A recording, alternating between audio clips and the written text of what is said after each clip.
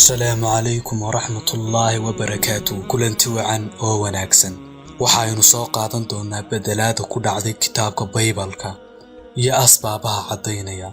Waxa suuragal ka dhigaya arrimahan soo socda kuwaasoo aan kaliya khilaafsanayn Qur'aanka laakiin aad uga fog in la rumaysto waxyaalaha aan la rumaysan karin ee ku qoran buugga ahdigii qadiimka ah ee Tawraad. waxaan ka soo qaadan karnaa dhowr qiso oo qoraaga buugga la yiraahdo khilaafka u dhaxeeya Tawraad iyo Qur'aanku oo ku tilmaamay been abuurid laga sameeyay nabiyadii Alle qaarkood waa waxyaabo ay adag tahay inay ka suuroobaan nabi Ilaahay doortay. waxa kale oo ku dheer in Qur'aanku uu nabiyadaas iyo isla qisooyinkaas qaarkood uu ka sheekeeyay ugana sheekeeyay qaab ka wanaagsan oo saxaysa ama ka soo horjeeda waxyaalaha ku qoran kitaabkooda isla markaasna hagaajinaysa magaca iyo sumcadda nabiyada qisooyinkani ay khuseeyaan. waxaynu soo qaadan doonaa dhowrkan qiso ee ku qoran Baybalka.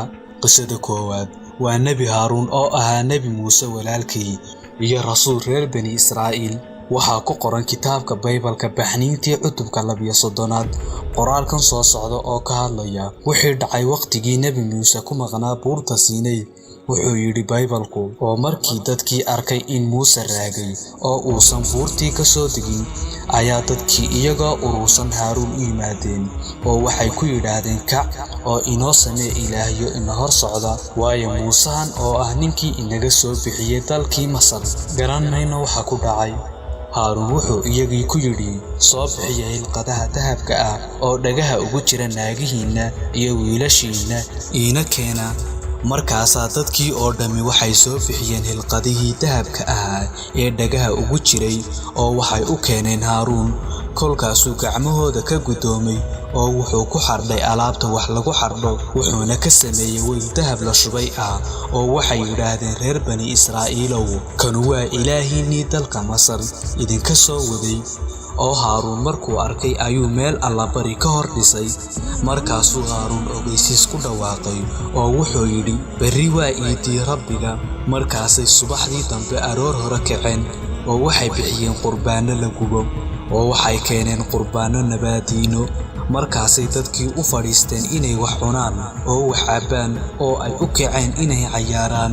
haddaba waa arrin aan ka suuroobi karin nabi Alla doortay oo uu u sameeyay reer Bani Israa'iil ilaah dibi si ay u caabudaan maadaama uu Muuse calayhi salaam ka soo raagay. dadyowga aaminsan Baybalku aad ayay isu weydiiyaan sababta Haaruun oo ahaa nabi uu ugu kacay arrintan oo ka soo horjeeda tacliintii nabi Muuse.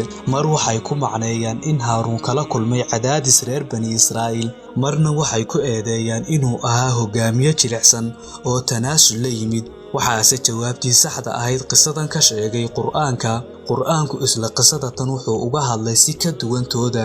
Qur'aanku wuxuu qorayaa inuu dambigii samaynta dibiga ee meesha ka dhacay uu lahaa nin la oran jiray Saamiri. ninkaas oo ah ruuxa ay reer Bani Israa'iil u yimaadeen si uu ugu sameeyo ilaah balse aanu qofkaasi ahayn Haaruun. tuhmadaas nabi Haaruun tusha laga saaray waxaa ka bari yeelay oo ka dulqaaday Qur'aanka isagoo leh ولقد قال لهم هارون من قبل يا قوم إنما فتنتم به وإن ربكم الرحمن فاتبعوني وأطيعوا أمري.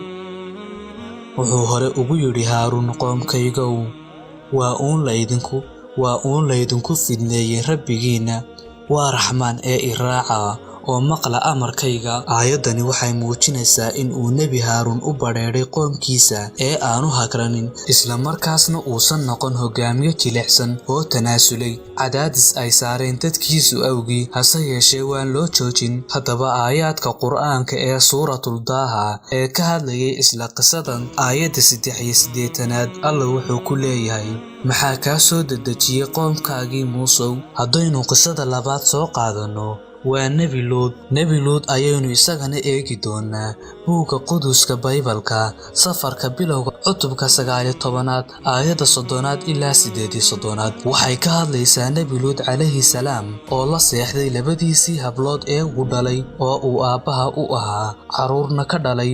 waxayna u qoran tahay sida tan: Luudna socor wuu ka baxay oo buurtuu degay isaga iyo labadiisii gabdhood ee la joogayba, waayo wuu ka cabsaday inuu socod deganaado. wuxuuna degay bohol dhexdeed isaga iyo labadiisii gabdhood oo tii curadda ahayd. waxay tii yarayd ku tidhi, aabbaheen waa duq, dhulkana ma jiro nin inoo iman karaa sida caadada dunida oo dhan tahay. kollayna aynu aabbaheen khamri cabsiinno, markaasaynu la jiibsanaynaa si aynu aabbaheen farac ugala hadhno. oo habeenkaasay aabbahood khamri cabsiiyeen, oo tii curadda ahayd baa u tagtay oo la jiibsatay.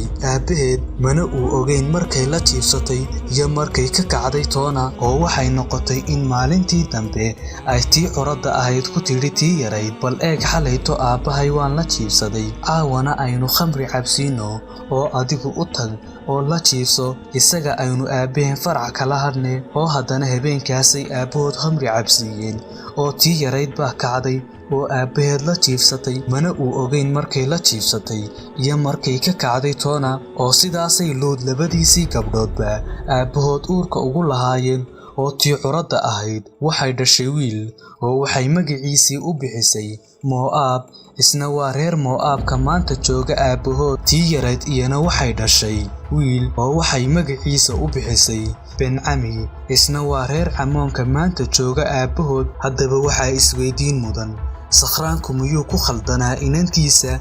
haddii aynu kaba soo qaadno inuu iska badiyey khamriga, miyay suuragal u tahay inuu u galmoodo naag waliba isaga oo ah nin weyn? runtii qisadan waa qiso aad u fool xun, aadna u yaxyax badan, aanay ka suuroobayn inuu sameeyo nebi Ilaahay soo diray. waa taa Baybalka maanta yaalla. kuwaas ayaa loo dhigaa carruurta yaryar ee kiristaanka ah. qisada saddexaad ee aynu soo qaadan doonaa, qisadii saddexaad waa Baybalka Boqoraddii, cutubka 19aad aayadda 1 ilaa 5.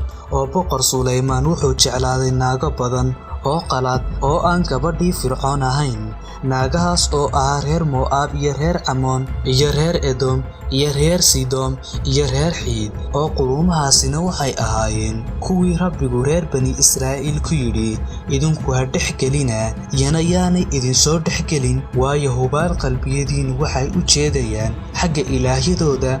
oo Sulaymaan kuwaasuu caashaq u qabay, oo wuxuu lahaa 700 oo naagood oo marwooyin ah iyo 300 oo naagood oo addoommo ah. oo naagahaasina qalbigiisa way sii jeediyeen. oo markii Sulaymaan gaboobay ayaa naagihiisii qalbigiisii u jeediyeen ilaahyo kale xaggooda, oo qalbigiisuna kuma qumanayn xagga Rabbiga ilaahiisa ahaa sidii qalbigii aabbihiis Daa'uud ahaa oo kale. waayo Sulaymaan wuxuu raacay Cashtaraad oo ahayd ilaahaddii reer Sidon, iyo Milkan oo ahaa karaahiyadii ay reer Camoon caabudi jireen. haddaba miyay suuroobi karaysaa in hal nin wada guursado 700 oo naagood iyo 300 oo addoomood? habeendhex iyo cadaalad ma helayaan?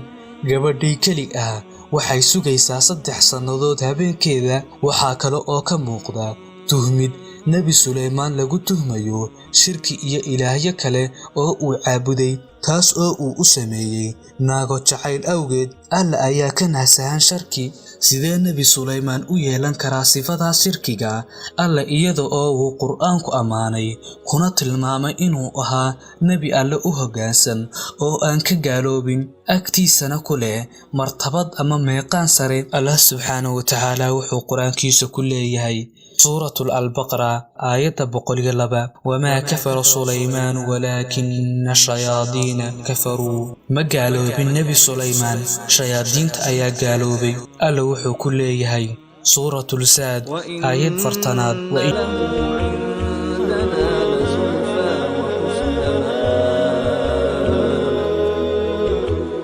wuxuu ku leeyahay agtayga dhowaansho iyo noqosho fiican. sidoo kale allah subxaanahu wa tacaala suuratul Azaad ilaa 30 waxa uu ku leeyahay nicma alcabdu innahu alawwaab. waxaanu siinay nebi Daawuud wiilkiisii Sulaymaan, wuxuu ahaa mudeec alle oo fiican, toobadkeen badan. haddaba haddaynu su'aal isweydiinno, Baybalka ma waxaa ku qoran hal nin oo qabay 1000 dumar ah? haddaba waxaa isweydiin mudan, in reer galbeedka ee hay-aduhu ka yimaadeen aanay ogolayn xaasas badan. Gaalada iyo mustashriqiintu waxay caddaysteen inay duraan guursiga xaasaska badan iyo xaasaskii badnaa ee nebigeenna sallallahu calayhi wasallam. Waxayse moogyihiin in kitaabka ay haystaan ee Tawraad aanu diidin guursiga ninka ee hal xaas ka badan, balse waa uu ogol yahay oo waxaa ku dhaqmi jiray nebiyadii reer bani Israa'iil. Baybalka Tawraad wuxuu qorayaa in Nebi Sulaymaan uu qabay 1000 dumar ah sidaynu soo sheegnay. Sidaasoo kale nebiyada ugu qoran kitaabkooda waxay lahaayeen xaasas badan qaarkood, sida Nebi Ibraahim oo lahaa labadiisii xaas ee Haajara iyo Saara ee u kala dhalay Ismaaciil iyo Isxaaq, iyo Nebi Yacquub oo ay Yuhuuddu ka soo jeedo oo lahaa 4 dumar ah oo uu qabay una dhalay carruuro kala duwan, kuwaas oo ahaa Liya bintu Laban, Raaxeed bintu Laban oo u dhashay Nebi Yuusuf, iyo Binyamiin. Intaynaan ka bixin qisada Nebi Yacquub, waxaan soo qaadan doonaa qiso kale oo runtii muslimiin ahaan adkaan doonta. Waxa weeyaan Isxaaq oo la lagdamay Alle oo ka adkaaday. Subxaanallah walciyaadu billah. miyaad hore u maqasheen? Waa weedhaha ku qoran buugga koowaad ee bilowgii Genesis, cutubka 32aad, aayadda 22aad ilaa 33aad. waxaa ku qoran: kolkaasuu kacay Yacquub habeenkaas oo wuxuu ka haystay labadiisii xaas iyo labadiisii addoomo iyo koob iyo 10kiisii carruurta ahayd, oo wuxuu ka gudbiyey tog Yaboq marinkiisii, wuuna kaxeeyey iyagii oo wuxuu u diray durdurka shishadiisa, wixii uu haystayna wuu gudbiyey. markaasuu Yacquub kaligiis hadhay, nin baana la lagdamayay isaga ilaa markii uu waagu bariyey, oo markuu arkay inuusan ka adkaanayn ayuu taabtay godkii bowdadiisa. Bowdadii Yacquubna way murkacatay intuu la lagdamayay isagii. markaasuu yidhi, isii daa, maxaa yeelay waagii waa baryayaa. isna wuxuu yidhi, ku sii dayn maayo inaad i barakaysatid mooyaane. markaasuu ku yidhi isagii, magacaa? isna wuxuu ku yidhi, Yacquub. markaasuu ku yidhi, magacaaga hadda kadib lama odhan doono Yacquub, waase Israa'iil, waayo Ilaah iyo dadba waad la dagaalantay waanad ka adkaatay. walciyaadu billaah. Yacquubna wuu weydiiyey oo wuxuu ku yidhi, waan ku baryayaaye ii sheeg magacaaga. oo wuxuu yidhi, bal maxaad u haybsanaysaa magacayga? halkaasuuna ku barakeeyey. Yacquubna meeshaas magaceedii wuxuu u bixiyey Fanii'eel, waayo wuxuu yidhi, Ilaah foolka fool ah baan u arkay, naftayduna way nabad gashay. qoraxdiina waxay soo baxday markuu Fanii'eel dhaaftay, isna bowdadiisii buu ka dhutinayey. sidaas daraaddeed ilaa maantadan ma cunaan seedda misigta ee ku dul taal godka bowdada, maxaa yeelay wuxuu taabtay godkii bowdadii Yacquub xagga seedda misigta. ninkaasi muxuu ahaa? sida ay u badan yihiin masiixiyiinta iyo yuhuuddu waxay ku sheegaan inuu Alle ahaa. subxaanallah. waxaa jira kooxo ama qaar siiya fasiraado kale, laakiin tarjumaadda buuggoodu waxay ugu qoran tahay Allah.